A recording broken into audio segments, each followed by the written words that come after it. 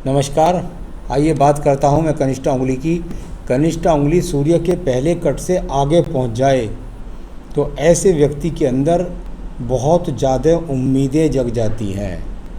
वो अपने जीवन में बहुत जल्दबाजी भी कर सकता है, जल्दबाजी करके गलत निर्णय भी ले सकता है। ऐसी संभावना बहुत ज़्यादा रहती है। साथ ही साथ आपको स्वयं पर नियंत्रण रखना होगा, कहीं किसी जल्दबाजी के कारण आप कोई बहुत बड़ा गलत निर्णय ना करें। यानी कुल मिलाकर के ज़्यादा उम्मीदों को पालने के कारण व्यक्ति जल्दबाजी करता है ऐसा, और उसके बाद नुकसान उठाता है। तो इस बात को आपको धैर्य से चलना होगा और धैर्य के साथ चल करके आपको उसका सामना करना होगा, सही निर्णय लेने होंगे। अपने घर के बड़ों से आप निर्णय ले सकते हैं। आइए बात करता हूँ सूर्य की उंगली की। सूर्य की उंगली यश और मान सम्मान की उंगली के रूप में जानी जाती है। इस उंगली की यदि मैं बात करता हूँ तो यहाँ पर कहीं पर भी अभी यहाँ कोई खड़ी हुई रेखा नहीं है इस उंगली के ऊपर। यानी कुल मिलाकर के यदि कहूँ तो ये परिवार प्रतिष्ठित परिवार है। जो भी आपका मान है, जो भी आपका सम्मान है, वो सिर्फ़ और सिर्फ अभी तक यहाँ पर हाथ पर कोई सिंबल नहीं दिख रहा, तो किसी भी प्रकार से आपके द्वारा आपका कोई मान सम्मान नहीं है, आपके द्वारा आपकी कोई वर्तमान में ऊंचाई नहीं है। आइए शनि की उंगली के बारे में बात कर लेता हूँ। शनि की उंगली जानी जाती है यहाँ पर अच्छे स्वास्थ्य के लिए और अच्छी धन की प्राप्ति के लिए। यहाँ पर कोई भी खड़ी रेखा ना होना, व्यक्ति के पास धन का कोई आगमन ना होना। साथ ही साथ अगर स्वास्थ्य की बात करें तो स्वास्थ्य के लिए कोई माइनस मार्किंग भी नहीं है। तो यानी कुल मिलाकर के स्वास्थ्य के प्रति कोई भी परेशानी की बात वर्तमान में नहीं है। अब बात करते हैं बृहस्पति की उंगली के बारे में। बृहस्पति की उंगली पर यदि मैं वर्तमान में देखता हूँ तो इसका झुकाव शनि की उंगली की तरफ, यानी धन की इच्छा कौन नहीं चाहता, आप भी चाहते हैं। ऐसी स्थिति जहाँ तक ईश्वर कृपा है वो आपको भाग्य से मिली हुई है, यानी आप पैतृक रूप से मजबूत हैं। ऐसे सिंबल यहाँ उंगली पर मौजूद हैं। साथ ही साथ यदि बात करते हैं आपके यहाँ पर संतान सुख की या यहाँ पर विवाह की, तो अभी अविवाह में किसी भी प्रकार की परेशानी नहीं। साथ ही साथ संतान सुख की रेखा भी यहाँ पर अभी नहीं है। बुध पर्वत के बारे में बात कर लेते हैं। बुध पर्वत के बारे में यह निश्चित रूप से जाना जाता है कि यहाँ पर खड़ी हुई रेखाएं जरूर होनी चाहिए। आपके पास भी वो खड़ी रेखाएं हैं, यानी कुल मिलाकर के ये रेखाएं जब हों तो चाहे किसी भी स्थिति, बहुत मजबूत स्थिति तो नहीं दिख रही है, पर्वत वर्तमान में दबा हुआ है, कोई सुदृढ़ पक्की रेखा भी नहीं है, तो कुल मिलाकर के यानी कि धन के आगमन बनेंगे, लेकिन आपके जीवन में स्लो बनेंगे, धीरे धीरे बनेंगे। अब बात करते हैं इसके बाद में आपके सीधा एक और पर्व के बारे में, जिसको बोलते हैं सूर्य का पर्व। हल्का सा दबा हुआ, हल्का सा उठा हुआ, और यहाँ से निकलने वाली रेखाएं, और एक मंगल पर्व से काट करके इस तरीके से रेखा जब चली जाए तो ये जीवन के लिए, जब रेखाएं इस तरीके से काट देती हैं तो ये बहुत मुश्किल हो जाती है यहाँ पर राज्य सरकार की नौकरी मिलने के लिए। और भी मैं आगे अंदर देख लूँगा, लेकिन वर्तमान की स्थिति तक यहाँ तक मैं इतना बोल रहा हूँ कि राज्य सरकार से लाभ मिलने के संकेत नहीं नज़र आ रहे। आइए बात करते हैं, छोटे छोटे एक्स भी हैं यहाँ पर। एक एक्स ये है, एक एक्स यहाँ है, दो छोटे छोटे से एक्स यहाँ पर आप देखेंगे तो दो छोटे छोटे एक्स भी हैं। तो ये भी बाधाओं के लिए ही जाने जाते हैं राज्य सरकार के कार्यों में। बात करता हूँ सूर्य के पर्व के बाद शनि के पर्व की। शनि के पर्व पर यहाँ वर्तमान में जो रेखाएं बनी हुई हैं ये कोई बहुत मजबूत स्थिति के नहीं हैं। आपके द्वारा धन कमाने की स्थिति को देखें तो वर्तमान में तो सिर्फ और सिर्फ एक साधारण रूप से धन कमाने के योग को दिखलाती हुई ये रेखा यहाँ पर मौजूद हैं। तो यानी कि वर्तमान में आपका भाग्य काम नहीं कर रहा, सिर्फ और सिर्फ आपका कर्म काम कर रहा है। इसके बाद बात करता हूँ मैं आपके एक और पर्व की, जिसको बोलते हैं यहाँ पर बृहस्पति का पर्व। और बृहस्पति के पर्व से एकमात्र यदि मंगल रेखा से मिलकर के रेखा खड़ी हो जाए तो व्यक्ति के पास पैतृक रूप से मजबूती होती है, उसको धन की। साथ ही साथ ये अपने आप में जो चिन्ह बन रहे हैं ये कोई बहुत मजबूत स्थिति के नहीं हैं आपकी कमाई के अनुसार। यानी पैतृक मजबूत बार बार नज़र आ रहा है पैतृक पक्ष, लेकिन आपकी स्थिति मजबूत नज़र नहीं आ रही अभी तक। ये मैं जब बात कर रहा होता हूँ तो ये कम से कम 2-3 साल के लिए बात कर रहा हूँ, तो ज़्यादा घबराने की कोई बात नहीं है। आइए हृदय रेखा के बारे में बात करता हूँ। हृदय रेखा, और यहाँ यदि देखता हूँ तो थोड़े से हल्के गिराव, कुछ हल्के दीप, हल्के डॉट बनाकर चलती है। यानी कि मन के अंदर कुछ उठापटक है, कुछ बेचैनी है स्वयं के लिए, स्वयं के कैरियर के लिए, इस स्थिति को जाना जाता है। तो यहाँ से इस प्रकार की स्थिति मौजूद है। इसके बाद बात करूँगा मैं यहाँ पर सीधा आपके मंगल रेखाओं के बारे, मंगल पर्वत के बारे में। प्रथम मंगल पर्वत और यहाँ से निकलने वाली रेखाएं, ये वो रेखाएं हैं जो आपको थोड़ा कर्म तो करवा रही हैं, लेकिन कर्म से अभी कुछ रेखाएं क्रॉस के रूप में हैं, यानी संघर्ष चल रहा है, लेकिन संघर्ष से लाभ की स्थिति वर्तमान में नहीं बन रही है। इस तरह की यहाँ पर छोटी छोटी मैंने आड़ी रेखाएँ नहीं काटी हैं, काटने वाली रेखाएँ भी बहुत हैं, मैं छोटी छोटी दर्शित कर रहा हूँ। तो कुल मिलाकर ये अभी कुछ भी संघर्ष से लाभ को न देने वाली स्थिति यहाँ पर है। चलिए अब बात करते हैं हम आपकी यहाँ बुद्धि रेखा के बारे में। बुद्धि रेखा और यहाँ पर शुरू में बहुत पीड़ित है, इतने सारे एक्स हैं कि वो बहुत ख़राब हैं।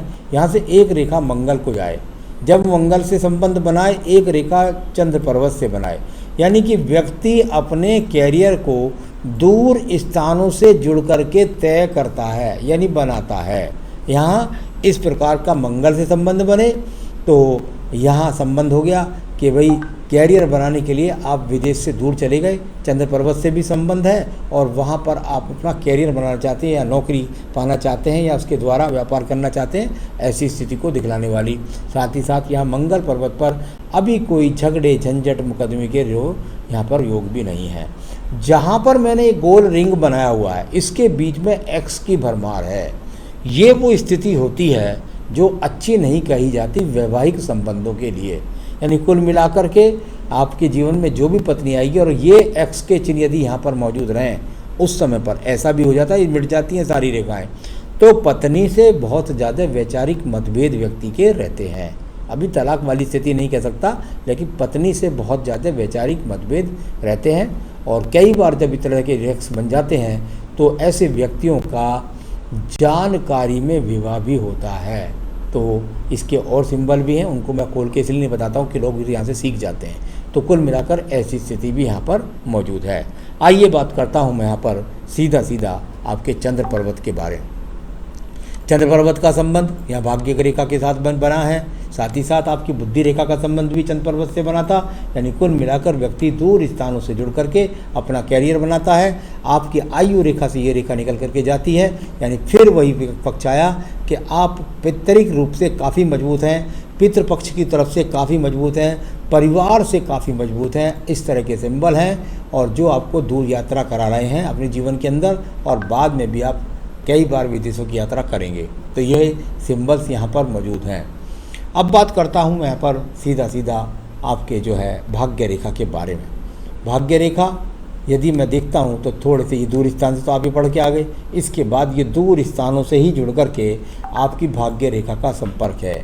यानी कि आप जहाँ पैदा हुए हैं उस स्थान से दूसरे स्थान से जुड़ेंगे, एक्सपोर्ट रूप से जुड़ें, इंपोर्ट रूप से जुड़ें, अपने व्यापार से जुड़ें, यहाँ नौकरी से जुड़ें, तब जाकर दूर स्थान से आप भाग दौड़ करके धन की प्राप्ति कर पाएंगे।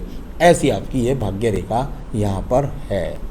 चलिए, ये आपकी भाग्य रेखा का स्वरूप पढ़ा मैंने। अब मैं बात करता हूँ यहाँ पर शुक्र पर्वत के बारे में।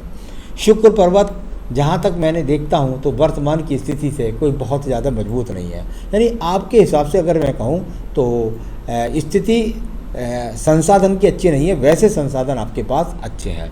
संतान रेखाएं आपके हाथ के से तो कम 4 संतान रेखाएं चमक रही हैं, ये ज़्यादा पता लगता है पत्नी के हिसाब से। और आजकल लोग बाग अपनाने लगे हैं जो है परिवार नियोजन को, तो यहाँ तो 4 रेखाएं चमकती हैं। पंडित जी मेरे तो एक ही संतान हुई, तो आप ही लोग रोक लें तो हम क्या करें। तो ये वो स्थिति है यहाँ पर संतान के रोग कई बार जब इस तरीके से होते हैं तो व्यक्ति अवर्षण का भी सामना करा देता है। तो चलिए, वो पत्नी के हाथ से ज़्यादा पता लगता है। तो आपका सारा हाथ तो मैंने पढ़ा, अब आपके सवाल में लेता हूँ। आपने कहा लाइफ में कब तक खुद का बैकग्राउंड स्ट्रॉन्ग कर पाऊँगा। आप इस समय 27 वर्ष में चल रहे हैं, 2020 में मेरे सामने चल रहे हैं। यदि मैं आपके 28वें वर्ष से यहाँ से गणित करता हूँ तो 28वें वर्ष से ही आपको यहाँ पर भाग्य रेखा सपोर्ट कर रही है। यानी कुल मिलाकर मैं समझता हूँ जो आपके 28वें वर्ष का जो अंत होगा 2021 का, उसमें आपकी स्टार्टिंग हो जाएगी और उससे आप अपनी शुरुआत अपने जीवन की कर देंगे। तो निश्चित रूप से स्ट्रॉन्ग नहीं, अभी शुरुआत कर लेंगे और धीरे धीरे स्ट्रॉन्ग की तरफ जा रही है रेखा, स्ट्रॉन्ग भी होते चले जाएंगे। तो यानी 2022 से आप कुछ सुकून महसूस करेंगे। शादी कब होगी और किस तरह के परिवार में होगी। बिल्कुल आपकी वैवाहिक रेखाओं से, आपके बृहस्पति से, आपके शुक्र के, इनका जो गणित है उसके हिसाब से आपकी शादी जो होने वाली है 2021 से 2023 के बीच में होने वाली है। और मैं बता ही चुका हूँ, वो जानकारी में भी हो सकती है, वो प्रेम विवाह भी हो सकता है। तो यहाँ कुल मिलाकर के वो स्थिति यहाँ नज़र आती है। इज्जत कैसी होगी? देखिए, इज्जत सम्मान में कोई कमी नहीं है। इज्जत सम्मान की परेशानी अभी 3 साल तक यहाँ आपकी सूर्य रेखा को मैं देखूँ तो 2 से 3 साल तक ऐसा कहीं नहीं लगता कि कोई इज्जत में कोई समस्या में कोई परेशानी आपकी आने वाली है, ऐसा कहीं कुछ नहीं लग रहा। पैसा कब से होगा? मैंने बता दिया, 2023 से आपकी अच्छी शुरुआत होनी शुरू हो जाएगी। तो MBBS आपने किया, विदेश से किया, गवर्नमेंट जॉब के लिए आप पूछ रहे हैं। गवर्नमेंट जॉब मैंने बताया, गवर्नमेंट जॉब के संकेत कहीं नहीं हैं। आपकी रेखा का संबंध चंद्रमा से प्रभावित है और बुद्धि रेखा का इन्वॉल्वमेंट भी चंद्र मंगल से प्रभावित है। ऐसे व्यक्ति मैं नहीं समझता कि आप नौकरी कर पाएंगे। मैं समझता हूँ आप अपने जीवन में स्वयं का व्यापार, स्वयं का बिजनेस कर पाएंगे। तो मेरी सोच में तो यह है, मेरे गणित में तो यह है कि आपकी जो जॉब है वो आप सेल्फ का काम करेंगे। और कोई अगर जॉब करिए है तो आप संविदा की हो सकता कर पाएँ, लेकिन पक्की नौकरी का तो नहीं आती है लग रहा। तो कुल मिलाकर आपकी सारी रेखाओं को बताया, सब पर्वतों को बताया।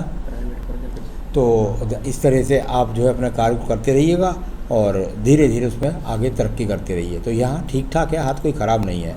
आयु मैं बताता हूँ, आपकी आयु रेखा और यहाँ आपकी आयु रेखा के अंदर मैं देखूँ तो परिवर्तन के लिए विदेश गए आप ऊपर से, और ये आयु रेखा घुस गई जाकर 80 वर्ष में, यानी उम्र आपकी 80 वर्ष के आसपास है। पर परिवार के सहयोग की रेखा मैंने आपको बता दी है। तो चलिए, आपको क्या करना चाहिए जो आपके जीवन में तरक्की मिले, सुख शांतिपूर्वक इज्जत आपकी बनी रहे। इसके लिए बेहतरीन नग बनता है आपका पुखराज। आपको मिल जाए तो ठीक है, नहीं तो आप इसको संपर्क कर सकते हैं मुझसे, मैं आपके स्थान पर बनवा कर पहुँचा भी सकता हूँ। एक पुखराज पहनिएगा। साथ ही साथ आपको प्रतिदिन भगवान शिव की पूजा करनी चाहिए। आप रुद्राष्टकम प्रतिदिन पढ़ सकते हैं और संकट नाशन गणेश स्रोत नित्यदिन पढ़ सकते हैं। ये दोनों पढ़िए, सब बाधाएं दूर हो जाएंगी, आपके जीवन में उन्नति बनेगी। यही मेरी शुभकामनाएं। नमस्कार।